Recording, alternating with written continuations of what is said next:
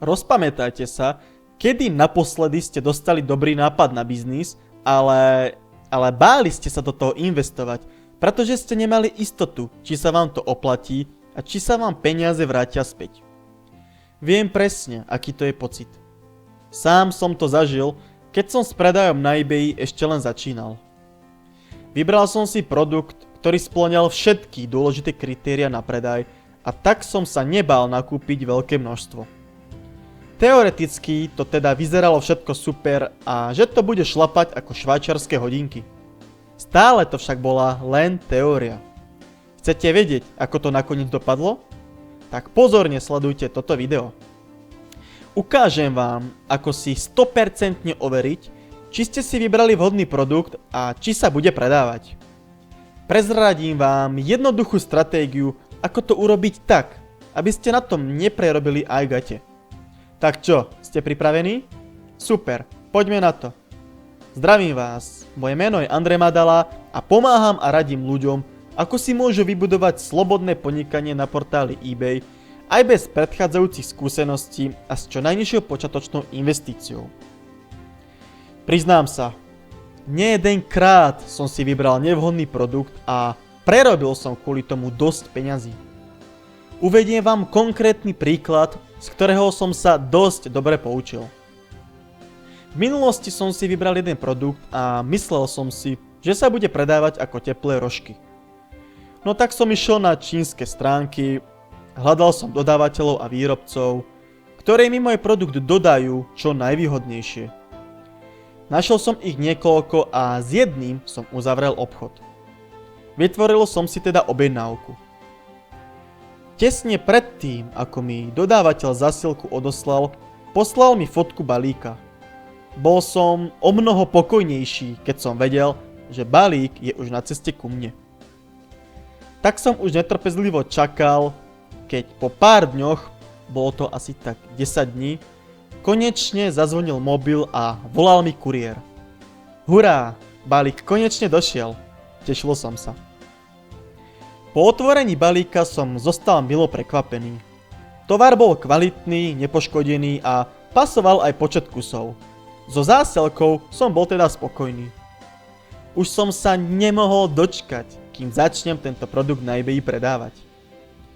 Nechal som si vytvoriť pekné logo, taktiež nemohli chýbať ani profesionálne fotky produktu. Dokonca som si nechal aj ušiť praktické taštičky, ktoré sa k tomuto produktu hodili, no a samozrejme nemohla chýbať ani pekná etiketa. Všetko bolo vyladené do posledného detailu.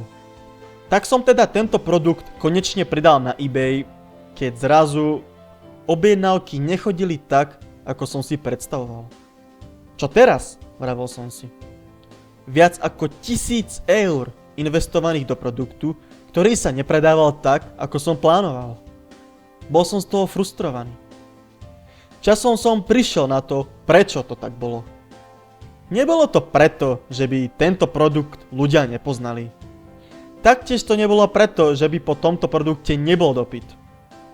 Problém bol v tom, že tento produkt predávalo už veľmi veľa predajcov. Konkurencia tu bola natoľko silná, že sa mi takmer vôbec nepodarilo preraziť.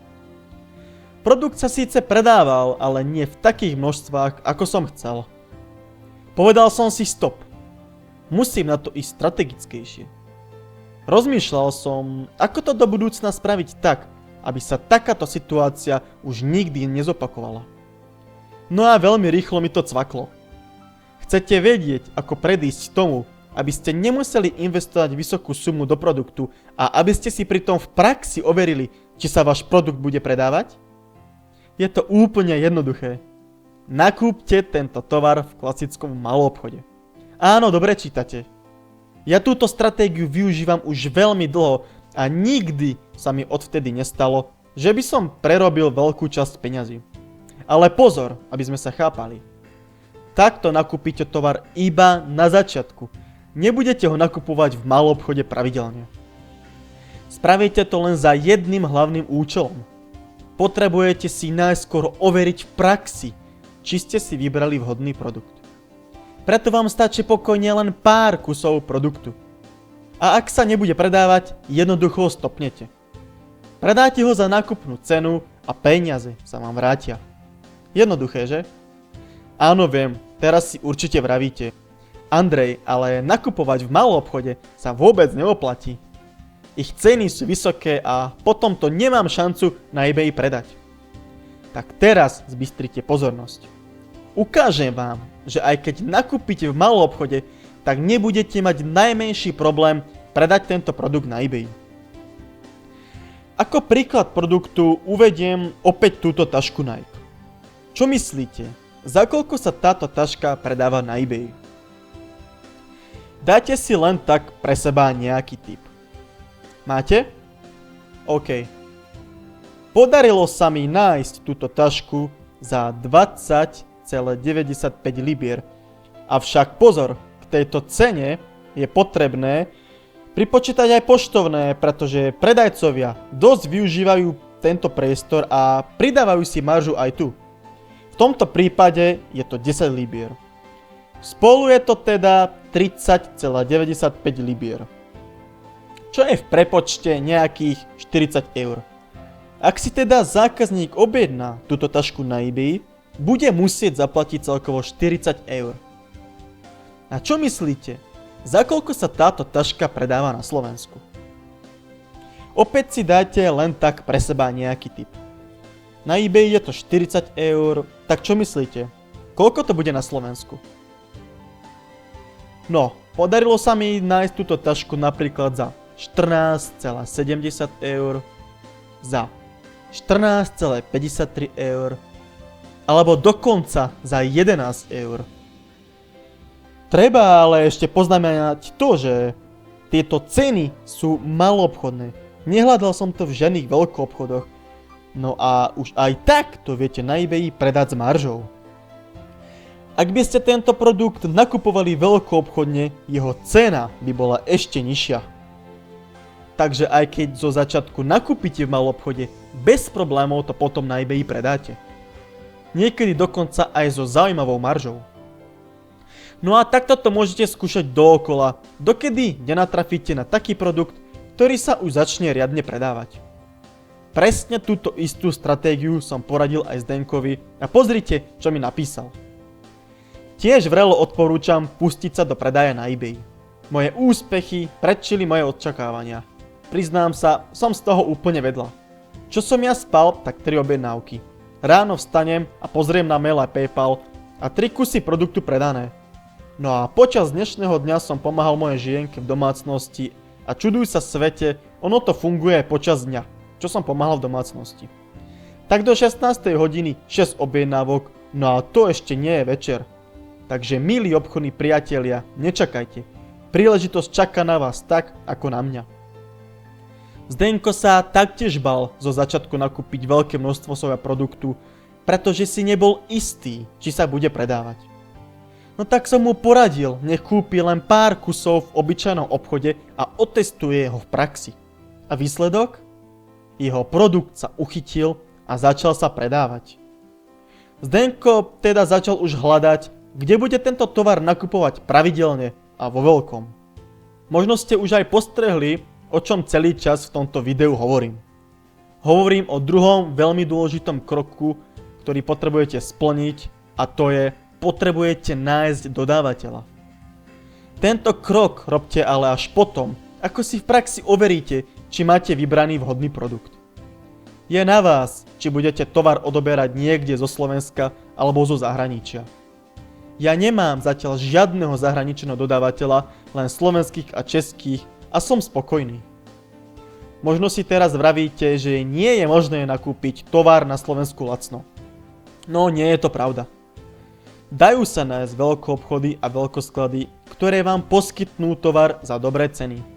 Treba len hľadať. Ak máte už nejakého dodávateľa vybraného, kontaktujte ho a dohodnite si podmienky. V prvom rade si zistite, aké je minimálne množstvo odberu tovaru a aké vám vie dať ceny. Každý dodávateľ má iné podmienky. Dôležité je, aby ste pred dodávateľom nepôsobili ako úplný začiatočník. Ak sa rozhodnete nejakého kontaktovať, dobre si premyslite, čo mu poviete. Každý dodávateľ spolupracuje radšej s profesionálom ako so začiatočníkom a tak sa snažte pôsobiť dojmom veľkej ryby. Je predsa vo vašom záujme, aby k dohode pristúpil, pretože bez toho sa ďalej nepohnete. Zo začiatku vám odporúčam zvoliť radšej e-mailovú komunikáciu ako telefonickú. Budete mať dostatok času si svoj e-mail profesionálne pripraviť, ako keby ste telefonovali a rýchlo by ste museli rozmýšľať, čo odpoviete.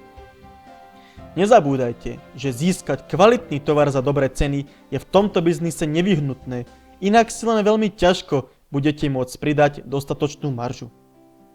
Ak sa vám to však podarí, môžete nakupovať tovar za skutočne nízke ceny a tým mať z predaja zaujímavý zisk.